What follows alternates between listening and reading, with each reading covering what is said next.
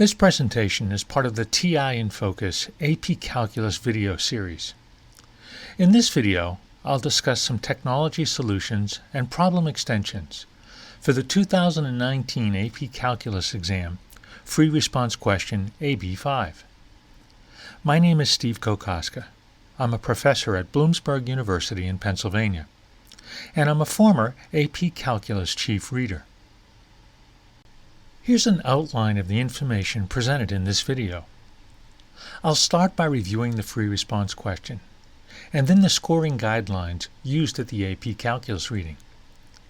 And I'll highlight the solutions presented in these guidelines, emphasizing the step or expression necessary to earn each point. I'll present the solution to each problem in a little greater detail with more explanation than given in the scoring guidelines. And even though this was not a calculator active question, I'll show you how to use technology to explore and answer parts of this question and to confirm solutions where appropriate.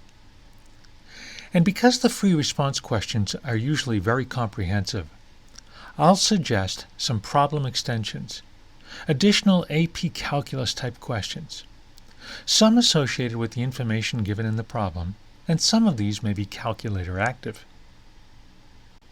This question involved the region R, bounded by the graphs of y equal g of x, y equal h of x, the y-axis, and the line x equal 2.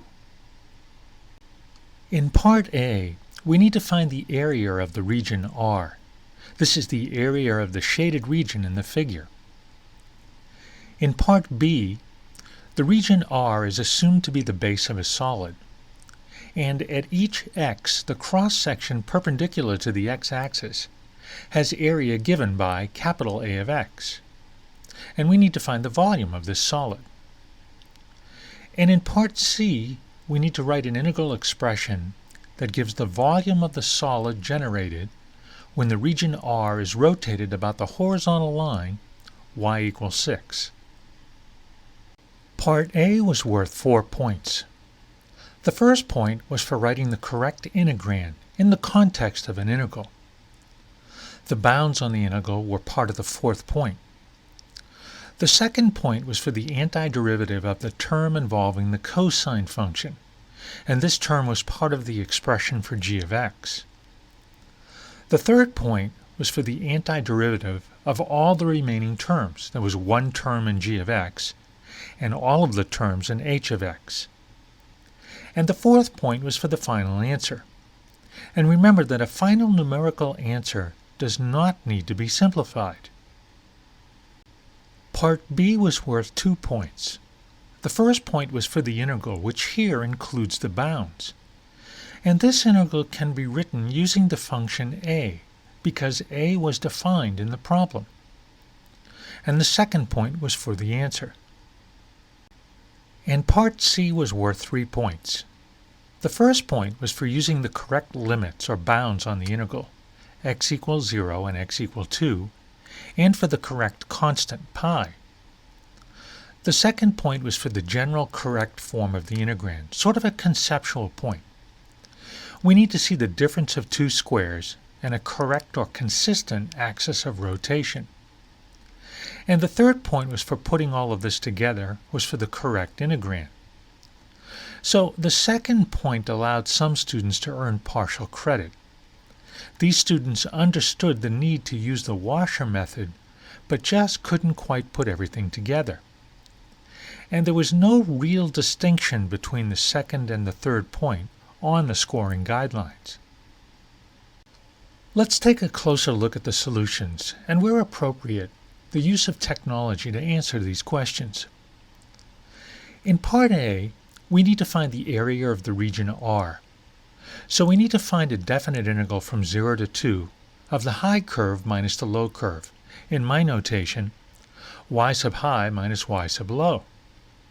Now you may have to think a little bit about this, but the curve forming the upper boundary is y equal h of x, and the curve forming the lower boundary of the region is y equal g of x.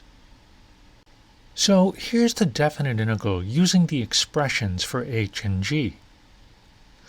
I integrated term by term.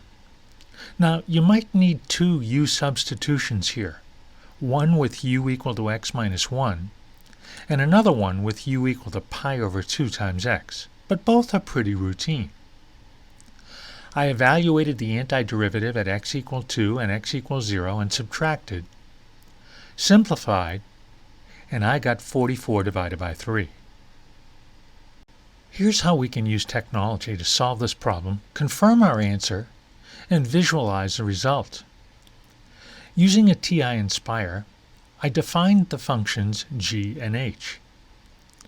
And then all I need to do is to compute the correct definite integral, and I have the exact symbolic answer, 44 over 3.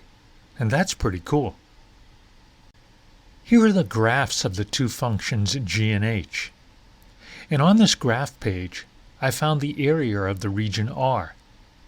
Notice that the answer here is a numerical approximation. But 44 over 3 is 14.667, correct to 3 decimal places. Here's an example for you to try. Let's let R be the region as described in the free response question. Find the value A such that the line y equal A divides the region R into two regions of equal area. Find the value B such that the line x equal B divides the region R into two regions of equal area. Now, we've seen questions like this on the AP Calculus exam before, but often the question only asks for the equation that can be used to find A or B. But let's actually find these values here. In part C, find the value m such that the line y equal mx plus 1 divides the region R into two regions of equal area. Hey, that's a nice question. Different. Try a sketch here to help with this problem. And finally, find the point of intersection of the two graphs in the fourth quadrant. And use this intersection point to define and find the area of a slightly different region. In part B of the free response question, a solid lies between the lines x equals 0 and x equals 2, with base the region R. And the cross-sectional area of the solid at each x perpendicular to the x-axis is given by A of x. Therefore, the volume of the solid is given by the definite integral from 0 to 2 of A of x dx. First, I'll use the expression given for A of x. Now, this is a pretty straightforward integration, but I'm going to use u substitution just to highlight correct notation. So let's let u equal x plus 3. Then du equals dx, u of 0 equals 3, and u of 2 equals 5. I need to transform the problem from everything in x's to everything in u's, including the bounds. A common error here is to leave the bounds that correspond to x. So I need to find the definite integral from 3 to 5 of 1 over u du. This antiderivative is the log of the absolute value of u. Now, I really don't need the absolute value symbols here because u ranges from 3 to 5. Substitute the upper bound and the lower bound and subtract. And we really don't need to simplify a final numerical answer on the AP Calculus exam, but I'll use a property of logs to write the final answer as the log of 5/3. This definite integral is pretty easy to find using technology. Using the TI-Nspire again on a calculator page, I simply used the definite integral template and found the exact symbolic answer. Here's another example for you to consider. This problem involves the same region R, but in each part, the cross-sections perpendicular to the x-axis are different. First squares, then semicircles, and finally equilateral triangles. In part C of the free response question, consider the volume of the solid formed by rotating the region R about the line y equals 6. To write an expression for the volume, we need to use the washer method. And I solve these problems by finding the outer radius r sub o and the inner radius r sub I. And for me, a figure certainly helps. Here we can see that the outer radius, at any value x in the interval 0 to 2, has length 6 minus g of x. And the inner radius has length 6 minus h of x. So using the washer method, here's an expression for the volume of the solid. On the AP Calculus exam, we didn't need to evaluate this definite integral.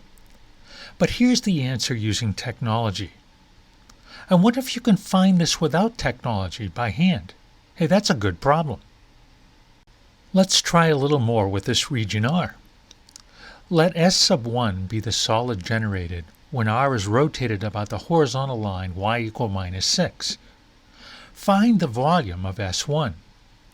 I think some students wanted to solve this problem on the AP Calculus exam instead of the one given in Part C. So it only seems fair that we should try to solve this one.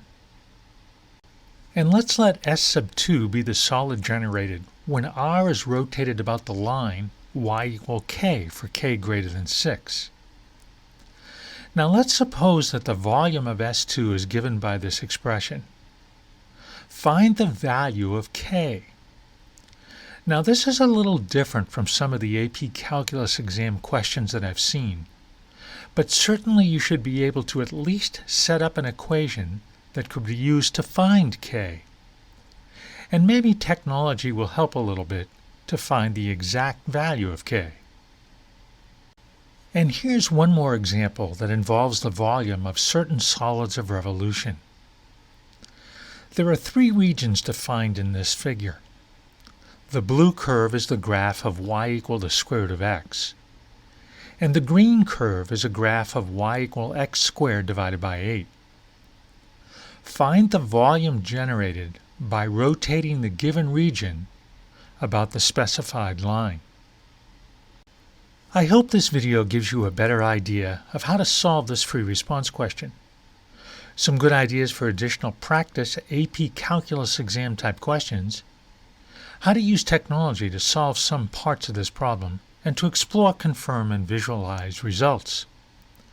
This problem presents some good opportunities to discuss area between curves, the volume of a solid with known cross-sections, and the volume of a solid of revolution. And just a reminder, there are lots of valuable resources on the TI website.